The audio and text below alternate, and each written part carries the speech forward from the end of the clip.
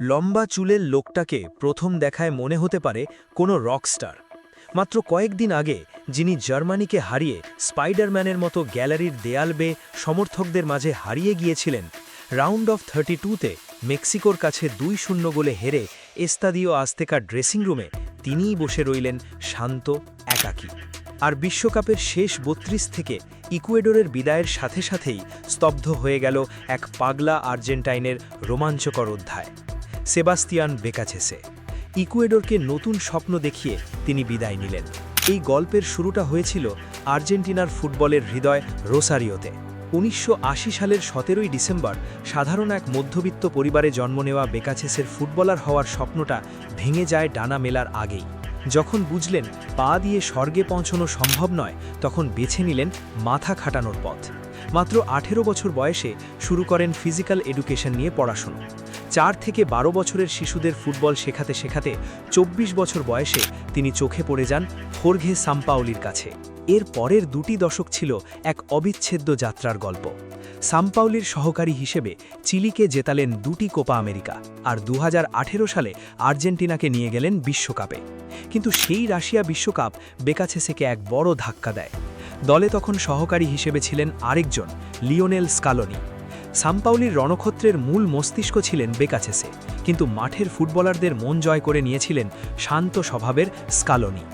2017 কোয়ালিফায়ারে Messi যখন hat trick করে আর্জেন্টিনাকে বিশ্বকাপে তোলেন, বেকাচেসে তখন ডাগআউটে একা দাঁড়িয়ে, আর স্কালোনি দৌড়ে গিয়ে জড়িয়ে ধরছিলেন ফুটবলারদের। সেই শুরু। বিশ্বকাপের ভরাডুবির পর মেসি মাসচেরানোদের সাথে বেকাচেসের দূরত্ব আকাশ ছোঁয়া হয়ে যায়।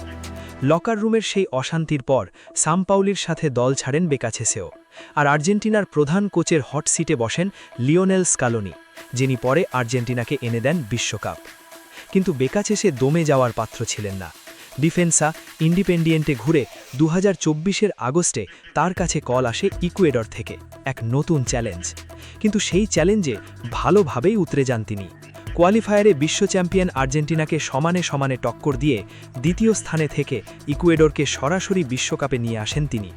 কিন্তু বিশ্বকাপের মঞ্চটা ছিল অন্যরকম। আইভরি কোস্ট আর কুরাসাওয়ের বিরুদ্ধে প্রথম 2 ম্যাচে হোঁচট খাওয়ার পর পিঠ ঠেকে গিয়েছিল দেওয়ালে। চাকরি হারানোর চূড়ান্ত সংখ্যায় 25 জুন নিউ জার্সিতে জার্মানির মুখোমুখি হয় তার দল। 2 মিনিটে পিছিয়ে পড়া, তারপর 9 মিনিটে সমতা এবং 77 মিনিটে গনজালো প্লাতার সেই অবিশ্বাস্য গোল জার্মানিকে 2-1 গোলে হারিয়ে 20 বছর পর ইকুয়েডরকে নকআউটে নিয়ে যান বেকাচেসে। সেদিন ম্যাচ শেষে ডাগআউটে দাঁড়িয়ে উল্লাসে মেতেছিলেন এই রকস্টার কোচ। গোটা ইকুয়েডর মেতেছিল উৎসবে। দেশটির প্রেসিডেন্ট ঘোষণা করেছিলেন সরকারি ছুটি। অনেকের কাছেই এটি ছিল বিশ্বকাপের সবচেয়ে বড় চমক। কিন্তু ফুটবল বড় নিষ্ঠুর। জার্মানির বিরুদ্ধে সেই ঐতিহাসিক জয়ের আনন্দ কাটতে না কাটতেই রাউন্ড অফ 32তে স্বাগতিক মেক্সিকোর মুখোমুখি হয় ইকুয়েডর। আজতেকা স্টেডিয়ামের দুর্গসম পরিবেশ আর গগনবিদারী চিৎকারের সামনে প্রথমার্ধেই 2 গোল খেয়ে বসে লা ত্রিকলররা। জার্মানি ম্যাচের সেই লড়াকু মানসিকতা আর ফিরে আসেনি। 2-0 গোলে চূর্ণ হয়ে যায় ইকুয়েডরের স্বপ্ন। ম্যাচ শেষে অশ্রুসিক্ত চোখে বিদায়ের ঘোষণা দেন বেকাচেসে। চুক্তির মেয়াদ শেষ হওয়ায় পদত্যাগ করে তিনি বলেন, আজ এক চমৎকার পরিবারের বিদায় জানানোর সময় এসেছে। আমরা আমাদের সর্বোচ্চটা দিয়েছিলাম। যে রূপকথার প্রতিশ্রুতি আমি দিয়েছিলাম তা হয়তো পূরণ করতে পারিনি। তবু আমি গভীর কৃতজ্ঞতা ও মনের শান্তি নিয়ে বিদায় নিচ্ছি। আর সেই লিওনেল স্কালোনি, বেকাচেসেকে পেছনে ফেলে আর্জেন্টিনার কোচিংয়ের দায়িত্ব যিনি পেয়েছিলেন, সেই স্কালোনির মুখেও আজ বেকাচেসের জন্য প্রশংসা। স্কালোনি বলেন, সেবাস্তিয়ান এই দলটিকে এক নতুন উচ্চতায় নিয়ে গেছেন। তিনি একজন দুর্দান্ত কোচ এবং একজন চমৎকার মানুষ। রোসারিওর সেই ছোট্ট ছেলেটির হাত হয়তো ফুটবল খেলার জন্য ছোট ছিল, কিন্তু তার মন ছিল আকাশ ছোঁয়া, যা পুরো ইকুয়েডরকে স্বপ্ন দেখতে শিখিয়েছে। খেলোয়াড় হিসেবে তিনি মাঠ মাতাতে পারেননি, কিন্তু ডাগআউটের এক আজীবন যোদ্ধা হিসেবে ফুটবল ইতিহাস তাকে মনে রাখবে। বিদায়, রকস্টার।